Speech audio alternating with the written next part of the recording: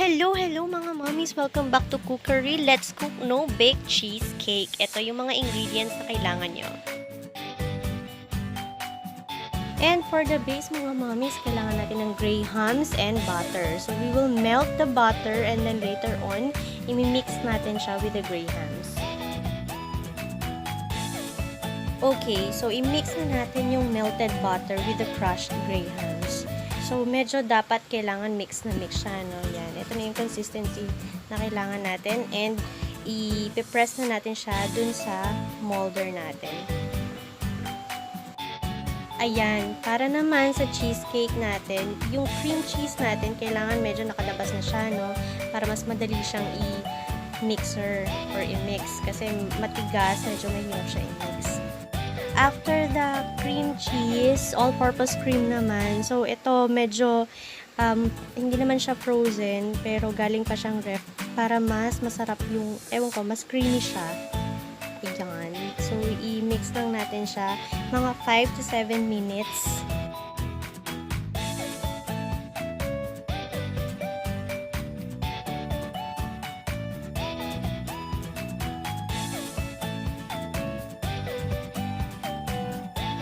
Okay, so tip po, kailangan gamitan nyo siya ng spatula para makuha yung mga nasa gilid, nasa sides, at saka yung mga nasa ilalim na cream cheese, at saka yung mga all-purpose cream na hindi masyadong ma-capture ng ating mixer.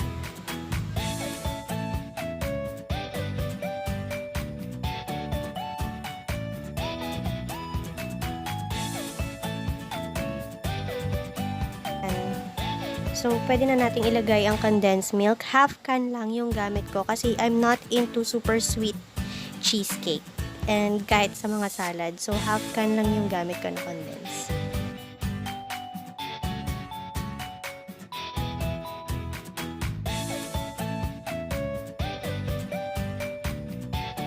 Ayan. So, mix natin siya ulit. I-mix lang natin ang i-mix hanggang sa super magkahalo na sila ng condensed, all-purpose, and cream cheese.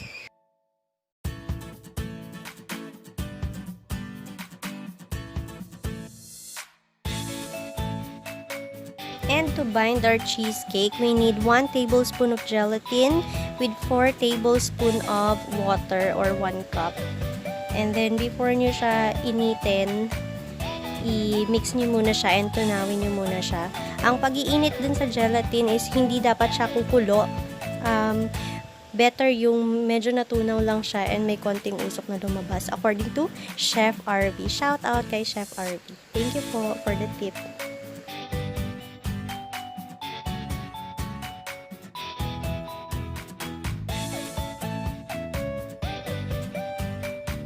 Ayan, so itong gelatin na to, pwede rin palang gulaman ha, mga mommies.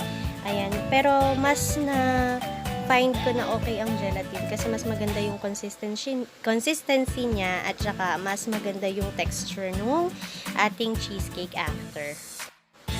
Favorite namin to talaga gawin. So, almost every week may ganito kami.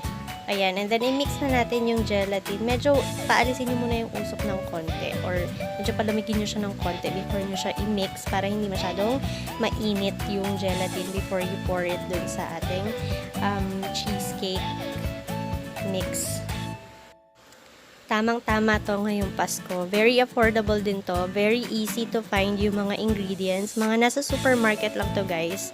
Mommies. So, kayang-kaya nyo to. Very quick lang gawin. Mga 30 to 1 hour. 30 minutes, pwede na. Kung konti lang naman yung gagawin nyo. And we can put it sa ating molder. Ayan, dalawa yan. Circle, and then meron pa akong isa. So, kayo guys, if prefer nyo mas makapal, okay lang. Ayan, peaches ginamit ko kasi ito lang yung available ngayon. But, syempre, better ang mangoes, blueberry, even Oreos. Ito na, tikliman time! Masarap pa yung cheesecake. Is this your favorite? Yes! It's